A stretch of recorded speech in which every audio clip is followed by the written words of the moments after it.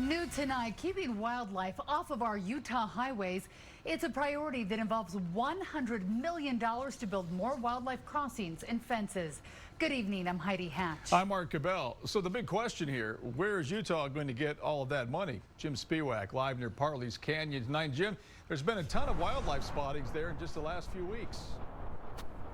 And this is a really big issue. 5,000 deer are hit and killed by cars here in Utah every single year. In fact, there's been a few elk right here along I-80 where we are that have been killed in just the last couple weeks or so. And experts say that, or I should say that UDOT has also temporarily reduced the speed limit right in this area to 60 miles an hour as a warning sign to drivers. And that's really the connectedness I feel with the outdoors and the landscape. Focusing on issues promoting the longevity of animals is important to hunters like Caitlin Curry. As a sportsman, it makes me feel really proud that the state values this enough to invest in that type of infrastructure. Curry is the vice chair of the Utah chapter of the Backcountry Hunters and Anglers, which supports a proposal to use $20 million in state funds to build wildlife crossings and fences. It means that Utah is continuing to be a leader in this space. Utah was the first state to adopt a wildlife crossing back in the 1970s, and DWR says that the one on top of Parley's has been really successful.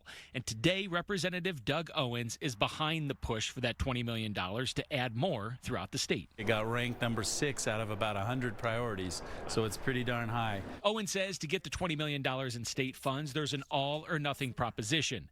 The federal government needs to approve a 4-to-1 match, which would give the program $100 million. It costs Utahns $130 million a year for the car accident, the car damage from animals. So just that number alone, not let alone injuries and fatalities occasionally for humans. DWR says that fencing at I-80 at Echo Junction is one of the highest priorities in the state. It's not necessarily just about the animals. A lot of it is just a public safety issue and can really go towards saving a lot of lives. Now, Owens says that an overpass can cost about $5 million, but there's overpasses, there's underpasses as well. A lot of fencing can go in.